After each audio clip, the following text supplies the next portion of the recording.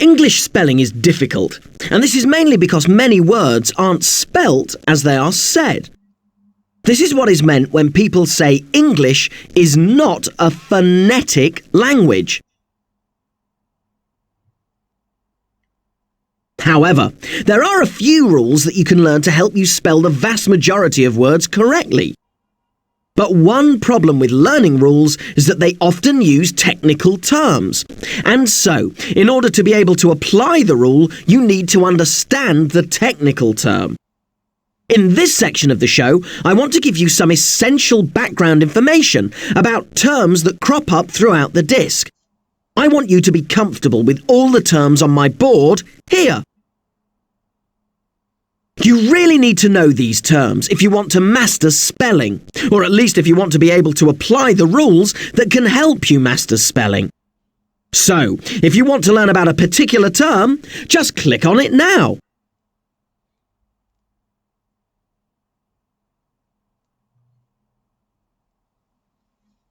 Otherwise, let me run you through all of the terms, starting at the top.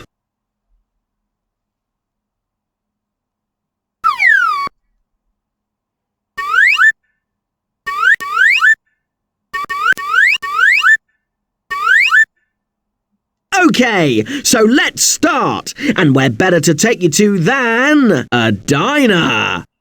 First, let's look at vowels and consonants. The alphabet is made of two types of letters. There are vowels and there are consonants.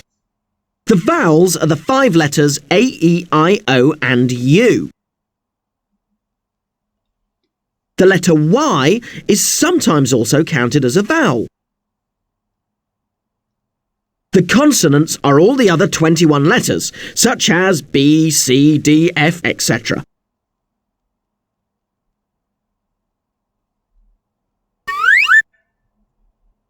Vowels can be pronounced in either of two ways. They can be pronounced short or long.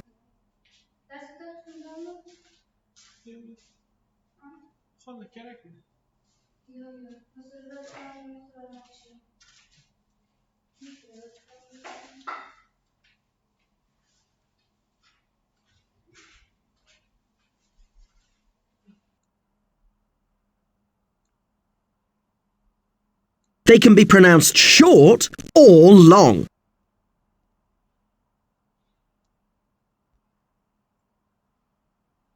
Take the words diner and dinner. In dinner, the I is pronounced short. It's I.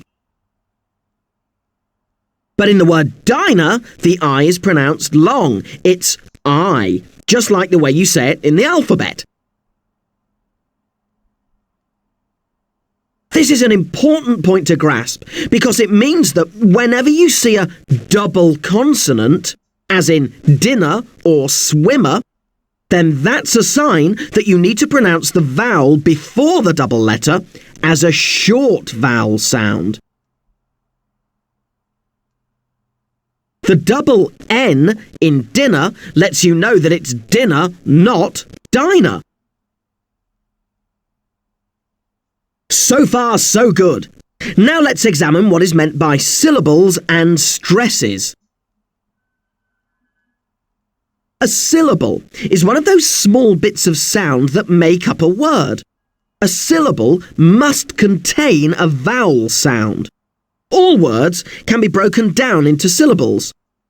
For example, the word bad has 1 syllable. But the word badly has 2 syllables, bad and ly.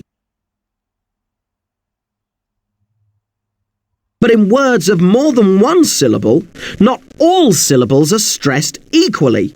Take the word badly, for example. The stress or emphasis is on the syllable bad, not on the syllable ly.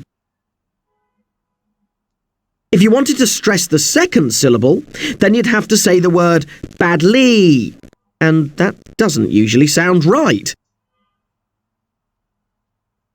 This point about which syllable is stressed in a word is important because, as we'll see later, it can also help you know whether you should double letters or not. Now let me explain what is meant by base words, prefixes and suffixes. Let's begin with base words. So, what's a base word? Well, a base word is a complete word to which you can add parts to make other words. If we look at the word unnaturally, we'd say the base word is natural. But you can build other words from this word by adding un to the beginning and li to the end. These parts of words are what are called prefixes and suffixes. A group of letters added to the front of a base word is called a prefix. So, in the case of unnaturally, we'd say that un is the prefix. And a group of letters added to the end of the base word is the suffix. So in this case, li would be the suffix.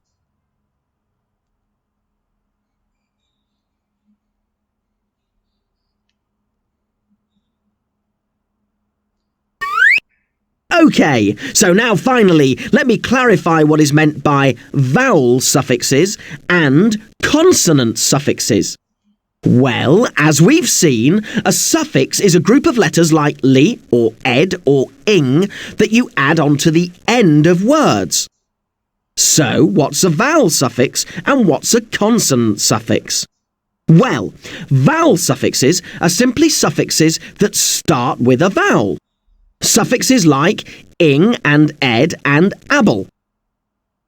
And consonant suffixes are suffixes that start with a consonant. Suffixes like li, ment, full or ness. The terms may sound complicated, but they really are quite straightforward.